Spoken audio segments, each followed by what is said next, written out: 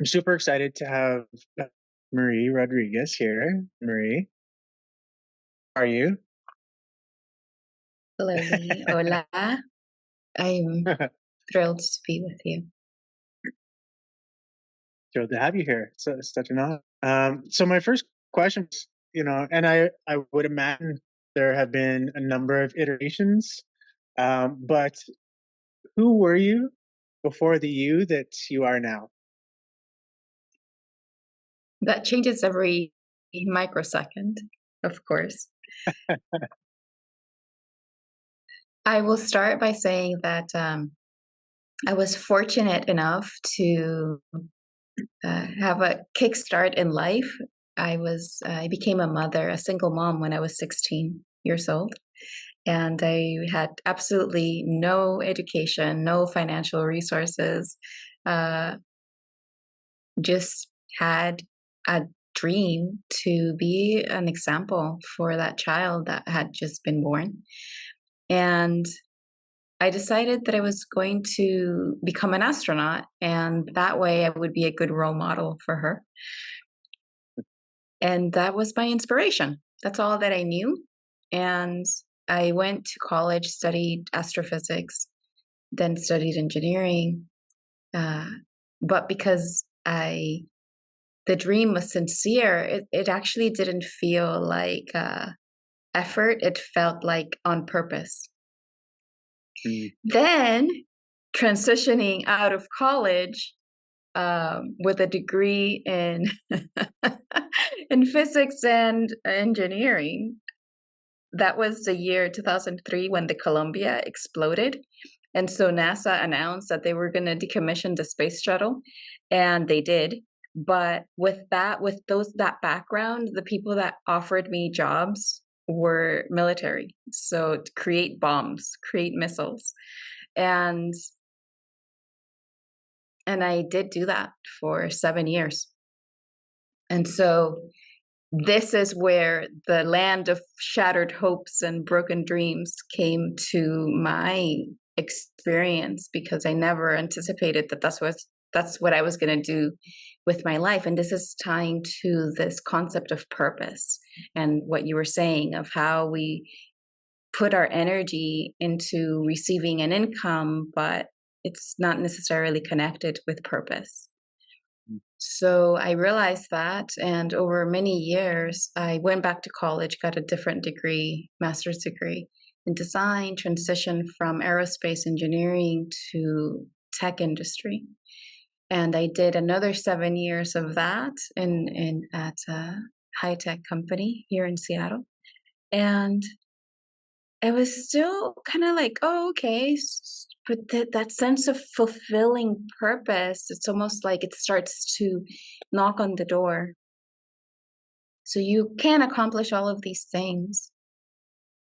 But what about meaning? What about true fulfillment? It's almost like there was something there that was really knocking for me. My daughter was already going to college, and I started to transition. So this is where you kind of just follow what feels exciting. I started to transition from being so driven every day to creating technology and growing in the corporate world. And then I was like, well, what if I start dancing? And maybe that will be fulfilling. And I focus, because what you practice is what you get more of. I started with all that discipline that brought me there. I focused it on dance. And within 3 years, I earned a first place in a worldwide competition in dancing. But it's because I would practice every single day. And so what I noticed when I had this like awakening moment was that I was practicing with discipline in the mind, but my heart, I didn't feel like a dancer. So there was like this disparity between heart and mind. And that's kind of like when that realization, Lee, I understood why I wanted to study physics, why I wanted to be an astronaut. I understood I want to understand my connection to the universe. I am the universe. And I didn't realize that It was more like, oh, I want to understand physics, but not really understanding why I wanted to understand it. mm, And the reason I bring that up is because once I realized that and I started to balance my heart and my mind, I felt that I won a competition 6 months before winning it. And I won the competition 6 months later, and I realized, oh, wait, there's like this whole reason why we're here that has nothing to do with the grinding. It has nothing to do with the intellect. There's something deeper. And so that was 6 years ago. A year after that, I quit my job, left my home, quit my dance team, and started traveling the world to find that connection and that meaning. And that's what I've been doing ever since. wow, sounds like such an amazing journey. How did you like you kind of mentioned the calling for purpose started to creep in. What was the first thing that you noticed? You know, and I imagine it kind of felt like unfulfillment. You know, so even though you were by many standards very successful, right? So um, how did you first come to that realization? And what would you say to somebody else who's maybe, caught up in the rat race and like, hey, like I'm kind of stuck. I've got a family, I've got kids.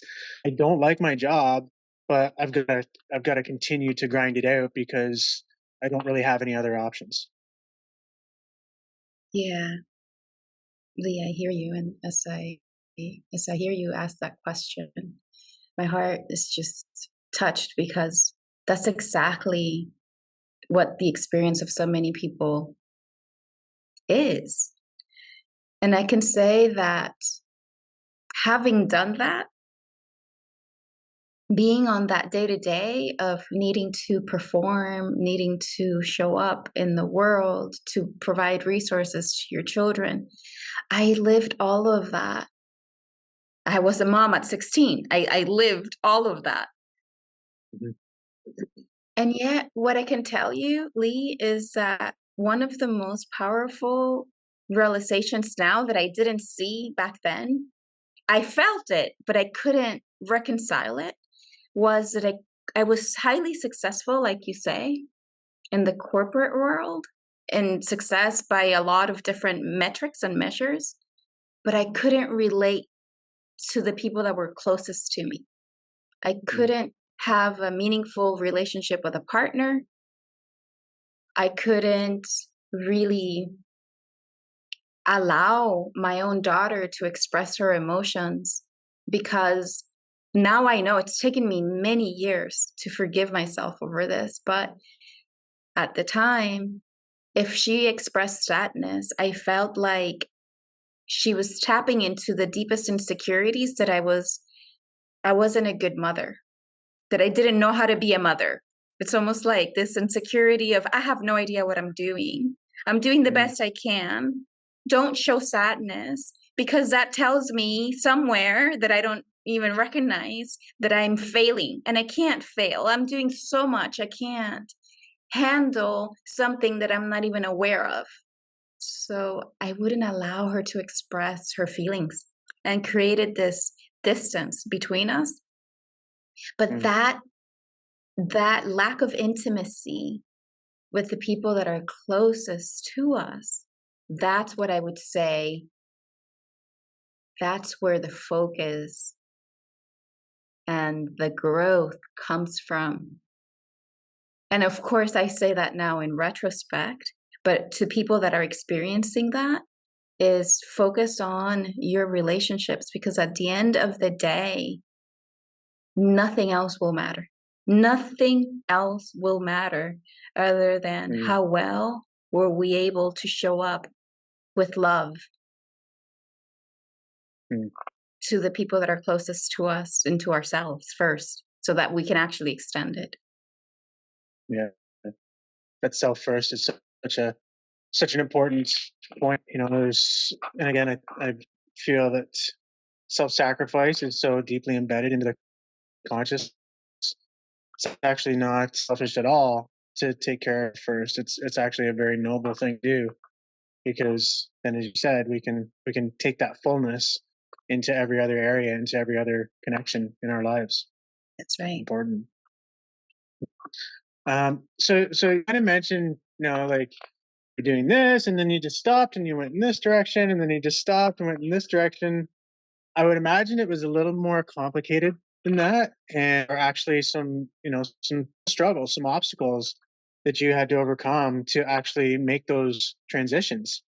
Can you identify maybe one or two really big obstacles that showed up?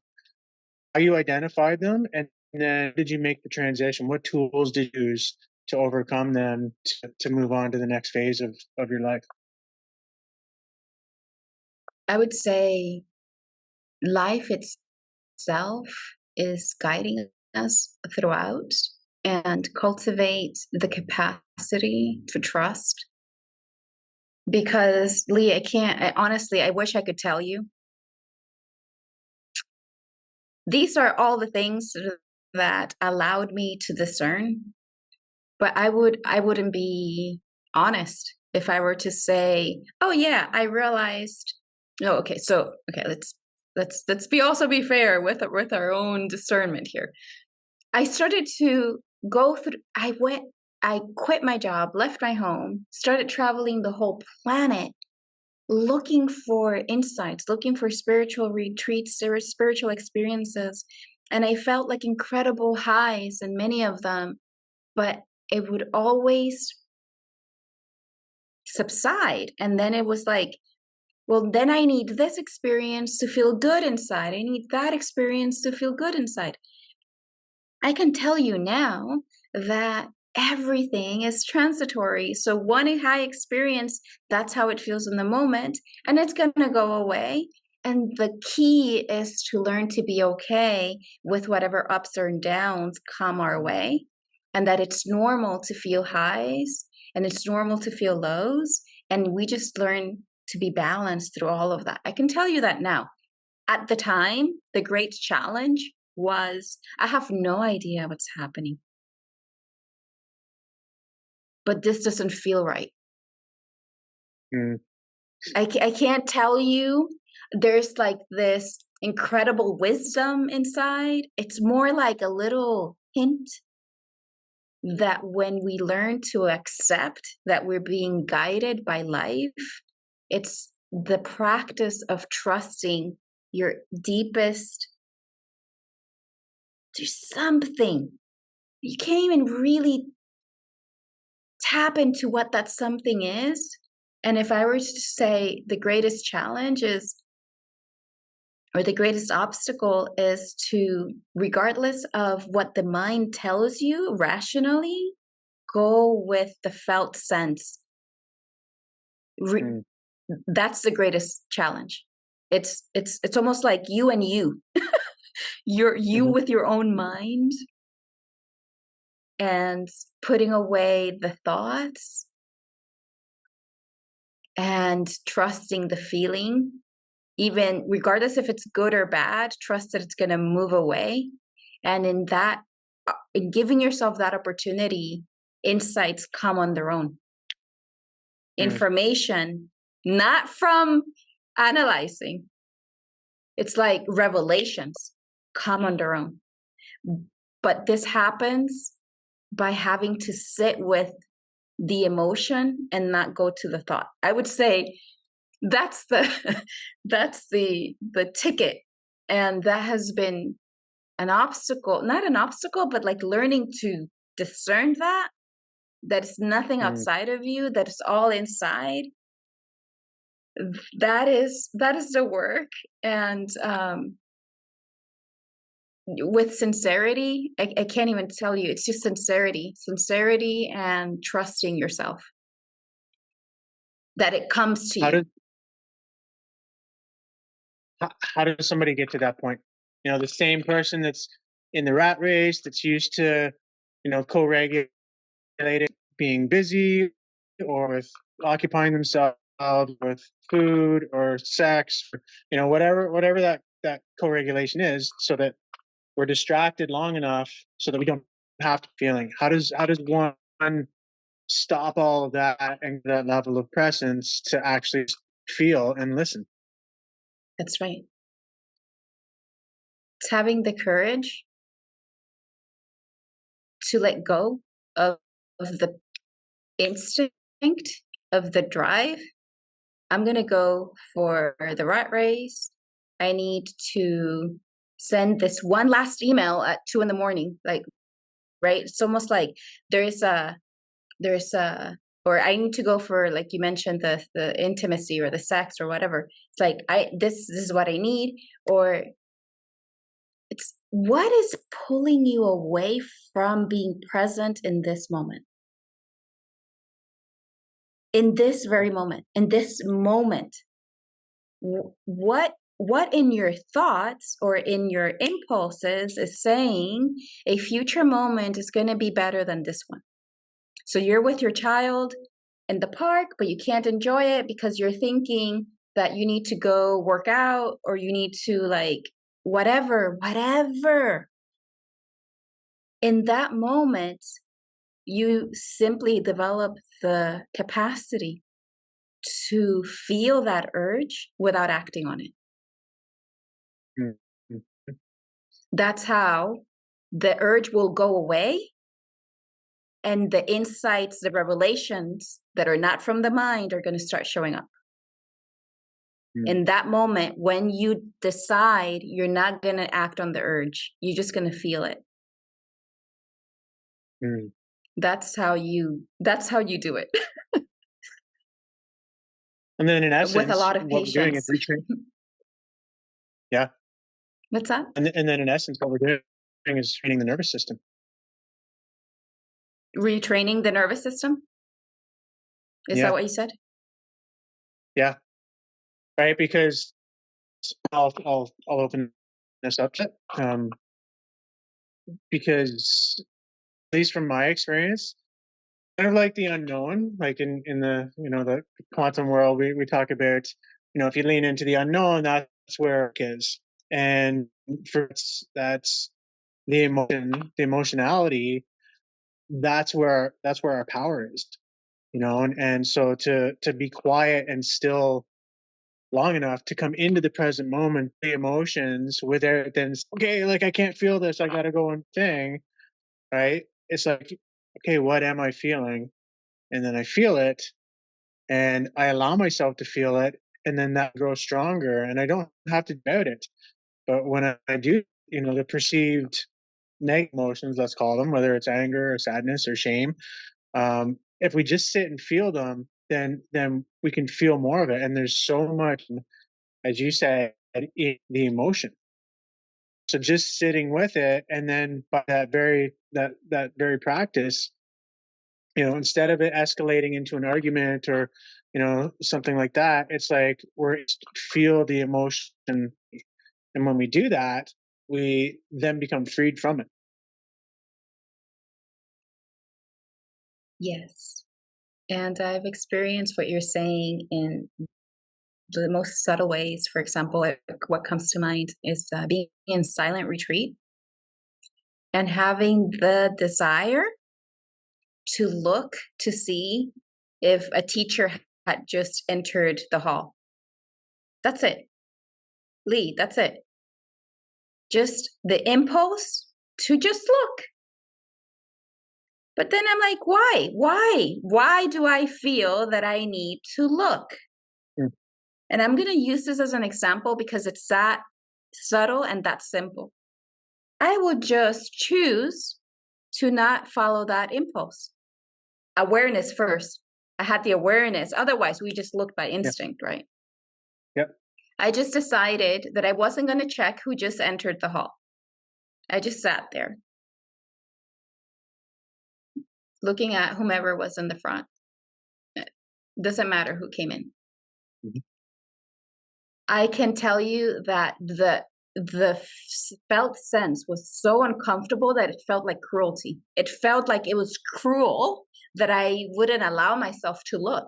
That's how loud it was knocking on my nervous Yeah. system. Wow. And within a few minutes,